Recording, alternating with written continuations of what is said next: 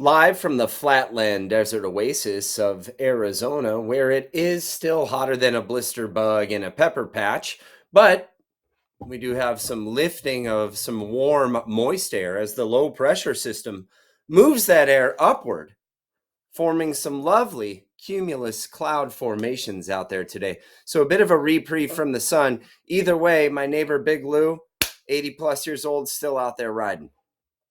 Today, inspired by Uncle Angus Buchan and his thought of the day, this is Tabernacle Thursday. And welcome to the Mindbender Mental Performance Podcast. We are going to get right into it, inspired by the great Uncle Angus. And again, this is a place where we help you get from where you are to where you want to go using a system of life optimization and mental performance that's worked for 1,000 plus drafted athletes, 4 Cy Young Award winners, 8 UFC champions, 4 teams that have dogpiled in Omaha, a youth organization that's gone to national prominence and let them play NorCal, or should I just say Cali? Under the helm of the great Enrique Byron-S, but I digress. Let's get back into it. So much to do, so little time, so much to do. All right, let's break down some powerful scriptures and see how they apply to our mental performance for people who play sports. Because you're much more than just a baseball player or a tennis player or a football player, etc.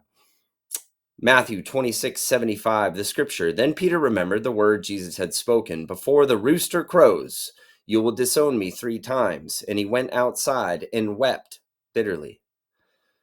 Let's break that down. Let's get real. Peter fucked up big time. He had a moment of weakness and he knew it. For athletes, this is a powerful reminder that we all screw up. It's all about recognizing those moments, feeling the sting, and then getting back in the game. Failure is feedback. Failure is part of the process. The key is to not dwell on it, but to learn from it. And then we grow from it, because in this life, there's no winners and losers. There's only winners and learners. So when you don't execute a pitch and you strike out, or you miss that crucial play, acknowledge it, feel it. So what? Who cares? What's next? And then use it as fuel. Use failure as fuel. Adversity as your advantage to come back stronger. It's all about resilience, baby. The next one, Chronicles 16:9, the scripture. Sing to him, sing praise to him, tell of all his wonderful acts. The breakdown. This is about gratitude and positivity. And as an athlete, you got to celebrate the wins. And if you want to win, you got to ask yourself what's important now, because we don't control winning. So celebrate the wins and recognize the good stuff. Because when you focus on what's going right, you're going to build a positive mindset. And that's crucial. That's crucial. Keep gratitude. Keep a gratitude journal. Reflect on successes. Keep a checklist of successes that you do. I like to use habit share. And let that positively drive you. Remember, it's not about the big wins. It's about doing a little, a lot, and celebrating the little victories along the way, the little improvements, the atomic habits that turn into exponential, awesome results. It's today, plus today, plus today, plus today that equals your goals. Be resilient. Be optimistic. Have a growth mindset. Lastly, we got Hebrews 13:5, scripture.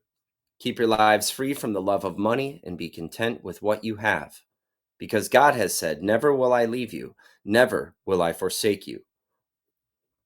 That's a banger.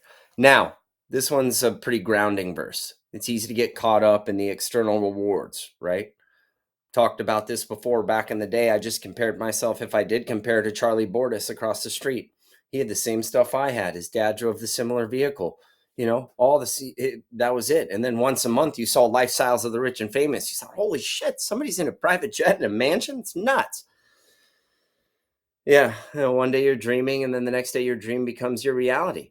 And then you're staying behind the gates yourself.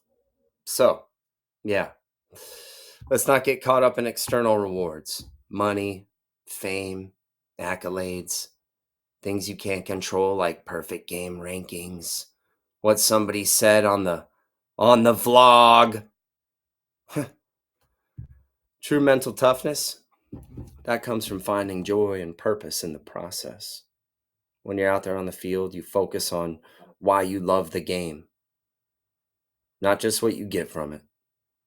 It's all about the internal motivation. Be the internal scorekeeper, not the external scorekeeper. Trust that you're never alone in your journey. There's so many people that you can count on that are by your side. If you stop to think about who are the people that I can count on, man, there's so many. Your faith, your family, your friend, your coaches, your teammates, your teachers, your classmates, and on and on and on. So you know that you got a solid foundation. So stay grounded, stay locked in, because yesterday's history, tomorrow's a mystery, today's a gift. That's why we call it the present. So let's give 100% of what we got, present over perfect, and let the inner drive push us forward. Siempre derecho. So now you got the knowledge. Now we got to take action, because knowledge minus action equals nothing. So to sum it up, face your mistakes head on without beating yourself up. Learn from each failure and use it to get better. Remember, setbacks are just a setup for a comeback. We always bounce back stronger. Keep gratitude. Keep a gratitude journal. We do a lot of performance journaling, AM and PM journals for those guys and gals that you know that we work with. So journaling, a very important part. That becomes an extension of your brain and your thoughts. And you're able to put those down on paper and actualize them. And we all know public declaration strengthens resolve. So think about doing a journal or writing down, was I in control of my attitude and emotions today? Did I play, each pitch, each shot mentally and physically? Start to answer some of those questions. Awareness, then we have strategy, then we build a plan. Be positive. Have great self-talk. Have affirmations, signs of success. Not every day is going to be great, but it don't have to be terrible. You can have a good, shitty day. The most important decision we make is the attitude we take. Every day in every way, I'm getting better and better. I choose confidence. I'm a one-pitch warrior. I breathe, let it eat, compete. Because I compete, I don't compare. I don't expect, I execute. How are you talking to yourself? And then focus on the love of the game, not just the rewards. They mean nothing. It's the gold medal fallacy. If you're not enough without a World Series or a home run derby championship trophy over your head, if you're not enough now without it, you'll never be enough with it. Reflect on your purpose and what drives you, really, from in here, from in here, from in here. Trust in your higher purpose. Stay grounded, stay locked in, and know the best is yet to come. Thank you so much for joining me on this Tabernacle Thursday. May God bless you. May God bless baseball. May God bless sport. May God bless America.